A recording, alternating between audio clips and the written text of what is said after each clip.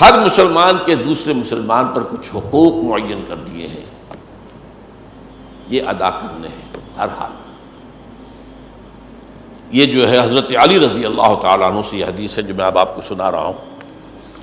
قال قال رسول اللہ صلی اللہ علیہ وسلم للمسلم علی المسلم ستۃ،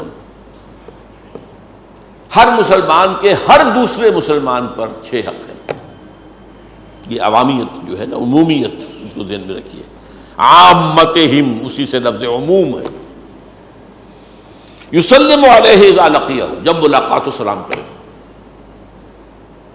اور سلام میں سبقت کرنے کی کوشش کرے۔ اگرچہ کچھ آداب سکھائے گئے ہیں، چھوٹے بڑوں کو سلام کریں، آنے والا پہلے سے جو محفل میں موجود ہے ان کو سلام کریں، سوار پیدل کو سلام کریں، مختلف چیزیں ہیں، انداز ہیں مختلف، لیکن یہ کہ بہرحال جتنی سبقت کی جائے اتنا ہی ثواب زیادہ مل جائے۔ وَيُجِيبُهُ إِذَا دَعَاهُ، اگر وہ دعوت دے کہ آؤ میرے ہاں آج کھانا تناول فرماؤ، تو اس کو قبول کرے، الا یہ کہ کوئی عذر ہے، کوئی معذوری ہے، کوئی مجبوری ہے، مدد کر لیں، لیکن یہ کہ یہ حق ہے۔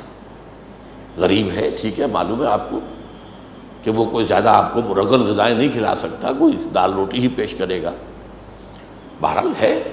مجھے تو واقعہ یاد آ گیا ہے، میری اہلیہ کے ایک چچا تھے، بہت درویش منش انسان تھے، ویسے وہ نہ مولوی تھے نہ وہ صوفی تھے، لیکن حد درجے درویش مزاج کے آدمی، بہت نیک آدمی تھے۔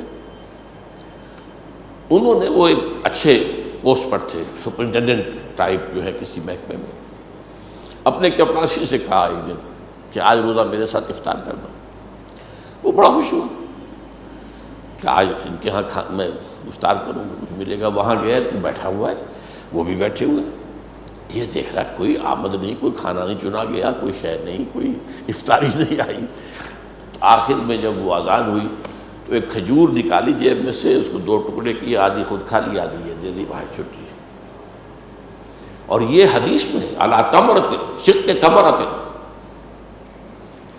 کھجور کے ٹکڑے پر بھی افطار کرانا ہے، یہ ہے حدیث کے الفاظ۔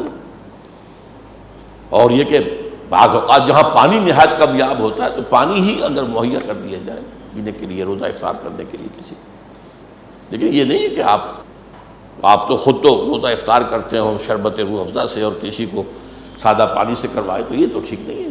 لیکن یہ کہ بہرحال یہ تو جب دعوت دے بلائے تو آئے۔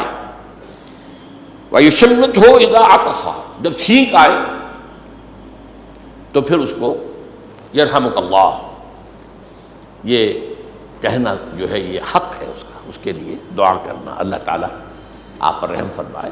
چھینک ظاہر بات ہے کہ کسی اریٹیشن کا نتیجہ ہے، ناک کے اندر کوئی اریٹیشن ہوئی ہے، یہ زکام کا آغاز بھی ہو سکتا ہے، لیکن یہ کہ بہرحال اس کو کہنا کہ اللہ تعالیٰ آپ پر رحمت فرمائے، یرحمک اللہ۔ اور اس پر مزید آتا ہے کہ پھر وہ شخص کہے بارک اللہ، یہ کیا الفاظ میں، یرحمک اللہ، یہدیک اللہ، یہدیکم اللہ، اللہ تعالیٰ تمہیں ہدایت دے۔ وَيَعُودُهُ إِذَا مَرِضَ، اور جب بیمار ہو جائے تو اس کی عیادت کرے۔ وَيَتْبَعُ جَنَازَتَهُ إِذَا مَاتَ، اور جب مر جائے تو اس کے جنازے کی پیروی کرے، اس کے ساتھ چلے۔ وَيَحُبُّ لَهُ مَا يُحِبُّ لِنَفْسِهِ، یہ آخری جو ہے یہ وہ ہے، اس کو یوں سمجھیے کہ آخری بات، ہاتھی کے پاؤں میں سب کے پاؤں، اور یہ بھی در حقیقت جواب الکلم میں سے ہے، اس کے لیے وہی چیز پسند کرے جو اپنے لیے پسند کرتا ہو۔ دوسرا حق یہ ہے عوام کا بھی، امر بالمعروف نہی عن المنکر، بھلائی کا حکم دینا، مشورہ دینا، جو ائمہ کا ہے وہ عوام کا بھی ہے، ان پر بھی تنقید کرو، یوں نہ ڈرو۔ ہاں سیاسی آدمی کیسے تنقید کرے گا، اسے ووٹ چاہیے، کوئی تنقید نہیں کر سکتا، وہ تو کہے گا یہ ساری خرابی کی جڑ یہ بیٹھا ہوا ہے اوپر، اسے ہٹاؤ بدماش کو۔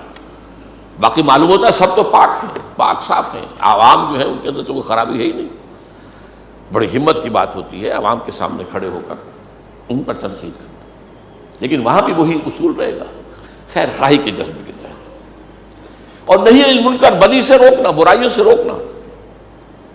اس برائیوں کے روکنے میں پھر یہ بھی شامل ہے کہ ان کے ساتھ عدم اختلاط ہو جائے، آپ بدی سے روک رہے ہیں، نہیں رک رہا ہے، تو اس کے ساتھ اٹھنا بیٹھنا کھانا پینا یہ آپ شریک رہیں گے تو پھر وہ ساری آپ کی محنت جو ہے وہ ضائع ہو گئی۔ بنی اسرائیل کی خرابیوں میں سے حدیث میں آتا ہے یہ بھی بہت بڑی خرابی تھی۔ ابتدا جو ہوئی ہے کہ علماء ان کے امراء پر تنقیدیں تو کرتے تھے، لیکن ان کے ہاں کھانا پینا اچھے سے اچھا دسترخوانوں کے اوپر ظاہر بات ہے جو کچھ ملے گا امراء کے، تو یہ خلا ملا اور خلط ملت جو ہے یہ پھر غلط ہے۔ وَنَخْلَعُ وَنَتْرُكُ مَنْ يَفْجُرُكَ، جو آپ جو دعائے قنوت میں کہتے ہیں کہ ہم جو ہے قطع تعلق کرتے ہیں اور ان سے ترک تعلق کرتے ہیں جو تیرے احکام کی جو ہے وہ دھجیاں بکھیرتے ہوں، مَنْ يَفْجُرُكَ۔